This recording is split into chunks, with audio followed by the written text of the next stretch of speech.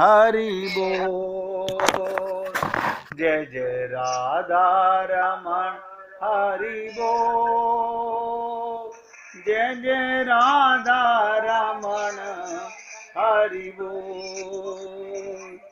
हरि बोल हरि बोल हरि बोल हरि बोल। हरि बोल हरि बोल हरि बोल हरि बोल। जय जय राधा रमण हरि बोल। जय जय राधा रमण हरि बोल। हरि बोल हरि बोल हरि बोल हरि बोल। हरि बोल हरि बोल हरि बोल हरि बोल। जय जय राधा रमण हरि बोल। जय जय राधा रमण हरि बोल। तो हे पुण्य आत्माओं, ये तो आज की प्रेजेंट की बात बता रहा हूं। हमारे बंगाल में कैलकाटा के अंदर एक राधा संप्रदाय है। वहां पर पुरुष भी, बहुत ध्यान से सुनिएगा, भगवान श्री कृष्ण की मूर्ति को साथ लेकर सोते हैं, पति मान करके सखी भाव में सोते हैं, प्रीतम भाव में सोते हैं। अब आप सोचिएगा, ये दो पुरुष जो बंगाल से आए, ये भगवान का ध्यान कि हम तुम्हारी गोपी हैं, ये मान के करते थे, कृष्ण की प्रेमिका हैं। और वो संत जब देखने लगा तो दंग रह गया कि ये पुरुष होते हुए भी स्त्री भाव में रहते हैं, गोपी भाव में रहते हैं, प्रेम भाव में रहते हैं।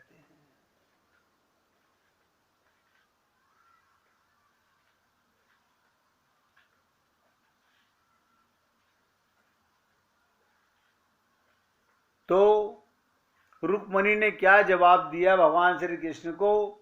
जिसने कभी तुम्हारे चरण कमल की आराधना नहीं की हो, जिसने कभी तुम्हारे चरण कमल की आराधना नहीं की हो, जिसने तुम्हारे चरण कमल को भाव से देखा ना हो, और जो तुम्हारे ही चरण कमल की आराधना करता हो, तुम्हारे ही चरण कमल की खुशबू जिसके हृदय में आती हो, वो किसी से प्रेम कैसे करेगा? इसलिए हे पुण्य आत्माओं, बहुत एकाग्रचित से समझिएगा। देखो, गोपी की स्थिति, और मैंने आपको कहा था गोपी कोई स्त्री नहीं है, गोपी भाव है। गोपनीय माने प्रेम को छुपाकर प्रीतम से प्यार करना। गोपी की स्थिति भगवान से प्रेम करके क्या हुई? उद्धव जी इसका वर्णन कर रहे हैं। गोपियों ने भगवान से प्रेम करके उनकी स्थिति कैसी हो गई, उद्धव जी बता रहे हैं। जो जिसके चरण की धूल सर पर लगाता है, जो जिसके चरण की धूल सर पर लगाता है, क्या मतलब? जो जिसका शिष्य बन जाता है और अपने हृदय से उसके चरणों में अपना मस्तक शरणागत हो जाता है, उसके अंदर वैसे ही गुण आ जाते हैं। जिसे कहते हैं ना, जो जाकी शरण गयो वापे वाकी लाज। अब हम मुख से कहने की बात नहीं है, ये हृदय का भाव होना चाहिए। उसके अंदर वैसे ही गुण आ जाते हैं। धरती एक प्रकार का आकर्षण है, और इस पर हम जो पांव रखते हैं उससे धरती का एक तरह का गुण प्रवेश करता है। जड़ भरत का तो कहना है कि महापुरुष के चरणों की रज में नहाना चाहिए। बताइए, जड़ भरत के महापुरुषों के चरणों की रज में नहाना चाहिए। क्या मतलब? उनके चरणों में गंगा यमुना सरस्वती बहती है। महापुरुष की धूल में स्नान किए बिना किसी का हृदय शुद्ध नहीं होता, परमात्मा की प्राप्ति नहीं होती। लेकिन हमारा मन परमात्मा के चरणारविंद में, संत महात्माओं के चरणारविंद में अपने मन को स्नान नहीं कराते।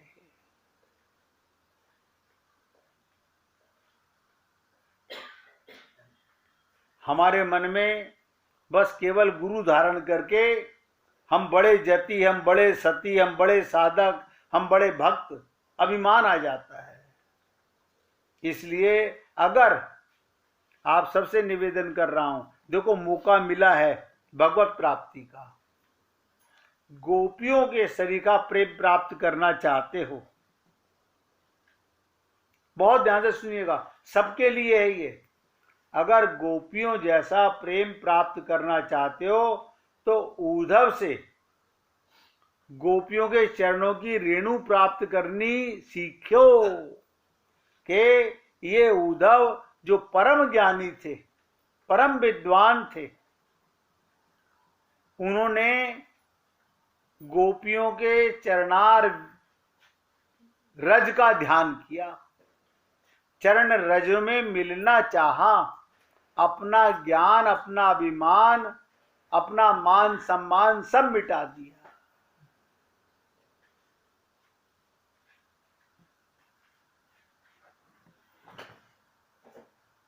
तो ये जो पादु पांश कहते हैं, पाद पांशु है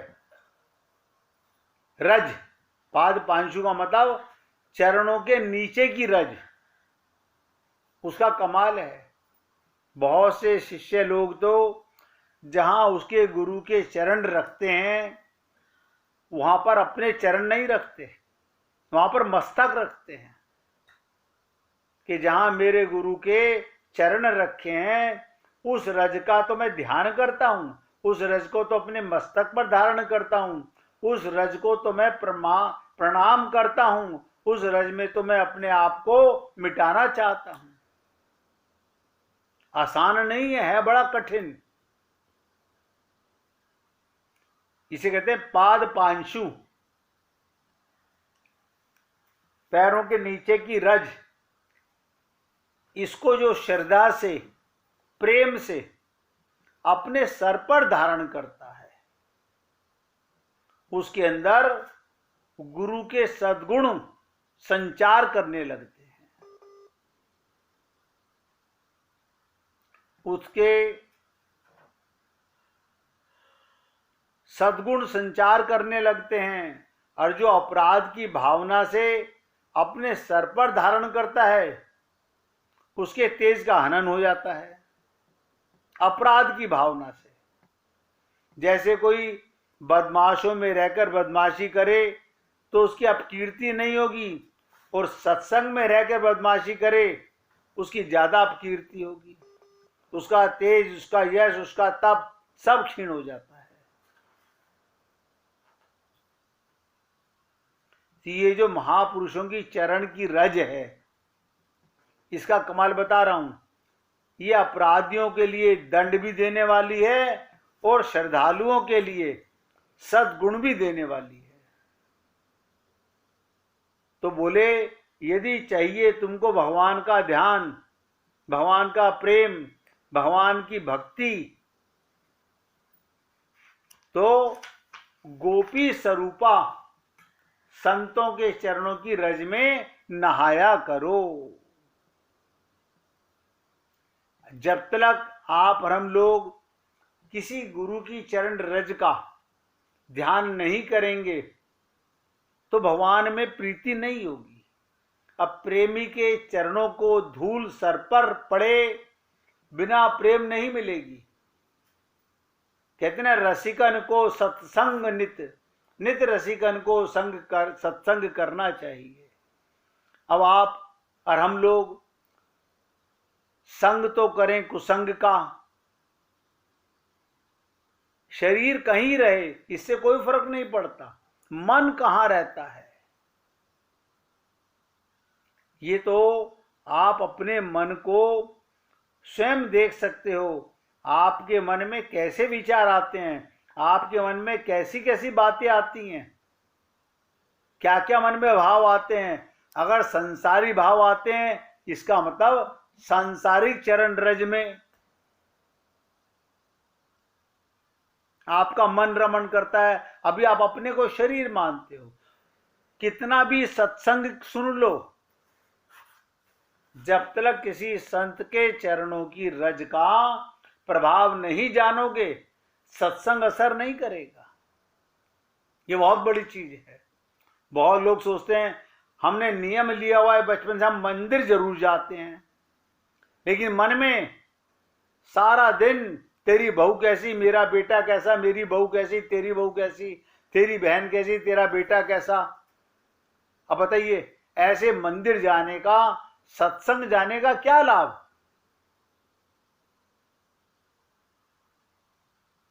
और सत्संग सुन के मंदिर जाके अहंकार और आ जाता है। काम, क्रोध, लोभ, मोह, ईर्ष्या, प्रेम, अहंकार आदि सभी भावनाएं एक साथ एक द्वीप में रहती हैं। देखिएगा कमाल की चीज है। काम, क्रोध, लोभ, मोह, ईर्ष्या, प्रेम, अहंकार सब भावनाएं एक साथ एक द्वीप में रहती हैं। एक दिन समुद्र में एक तूफान आया, ध्यान से सुनिएगा। एक दिन एक समुद्र में तूफान आया और द्वीप डूबने लगा। हर भावना डर गई और अपने अपने बचाव का रास्ता ढूंढने लगे। जब जहां रह रहे हो धरती डूबने लगी तो सब रास्ता ढूंढने लगे,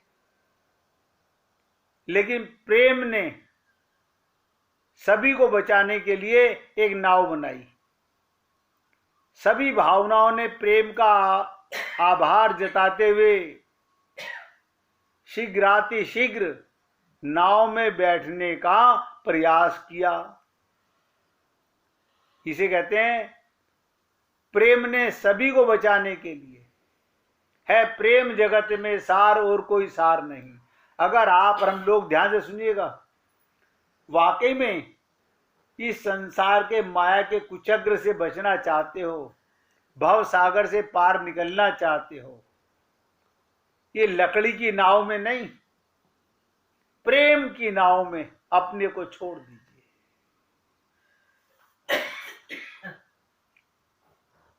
और छोड़ेगा कौन प्रेम की नाव में?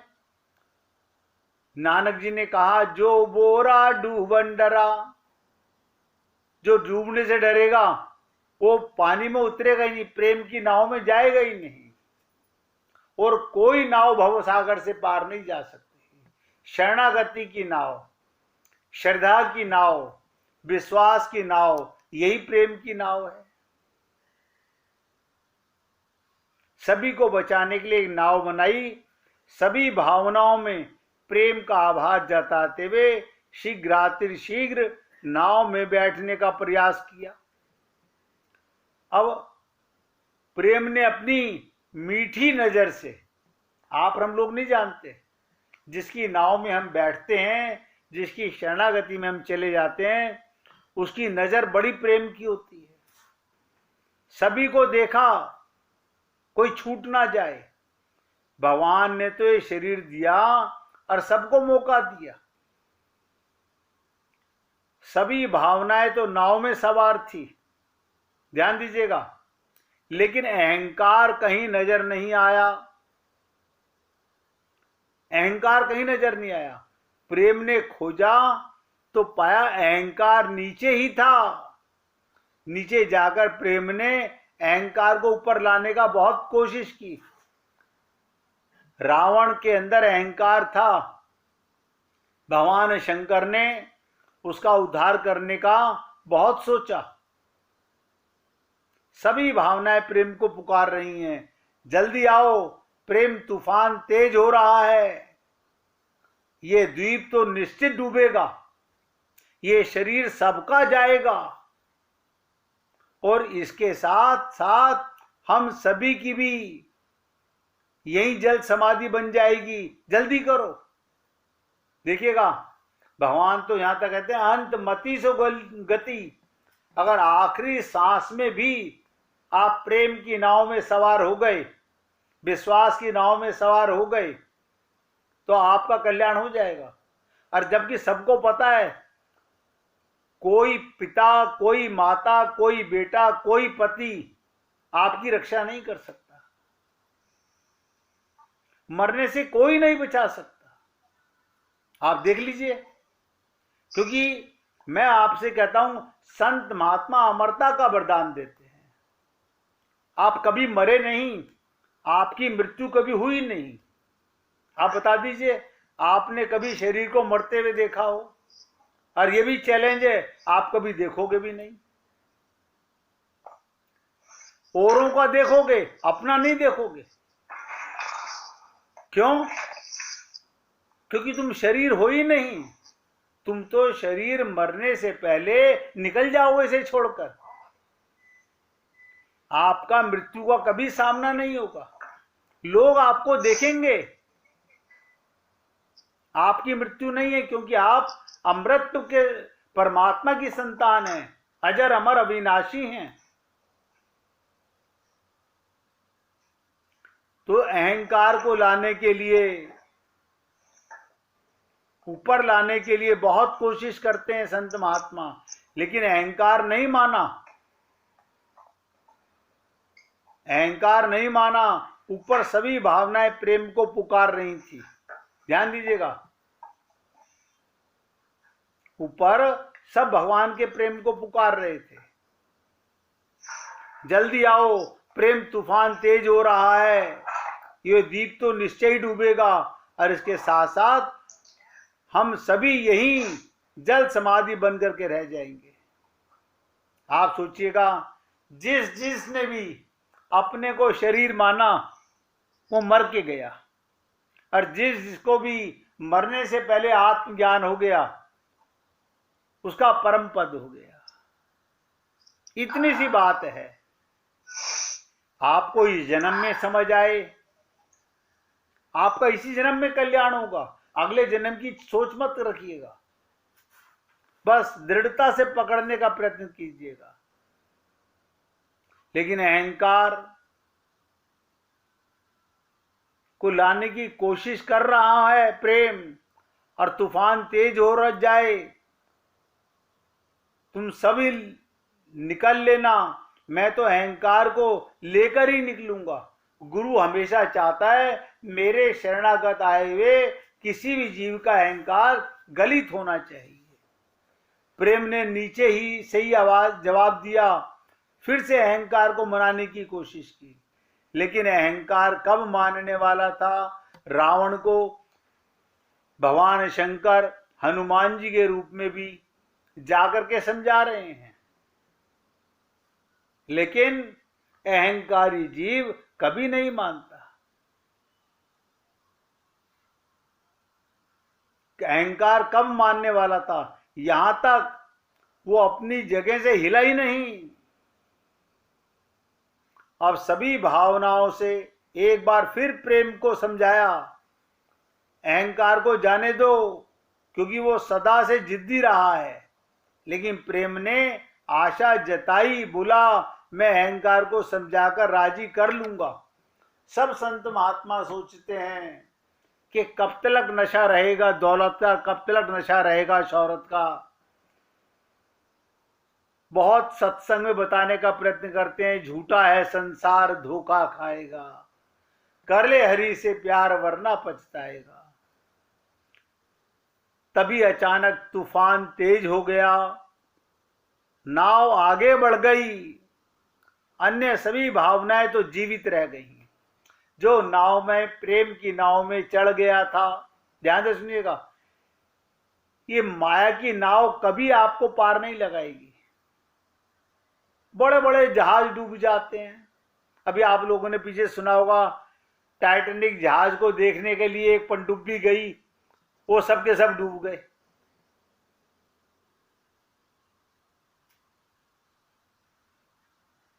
तो सभी भावनाएं जीवित रहीं, जिसका भाव भगवान के प्रति, प्रेम के प्रति बन गया, लेकिन अंत में उस अहंकार के कारण उसका प्रेम मर गया, उसका अंत हो गया। इसलिए आप और हम लोग अपने अहंकार को,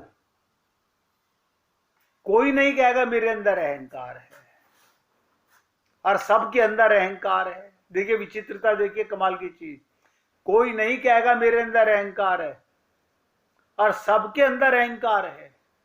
ये और विचित्र चीज है, ऐसा कोई जीव नहीं जिसमें अहंकार नहीं, लेकिन हम मानते नहीं कि हमारे अंदर अहंकार है।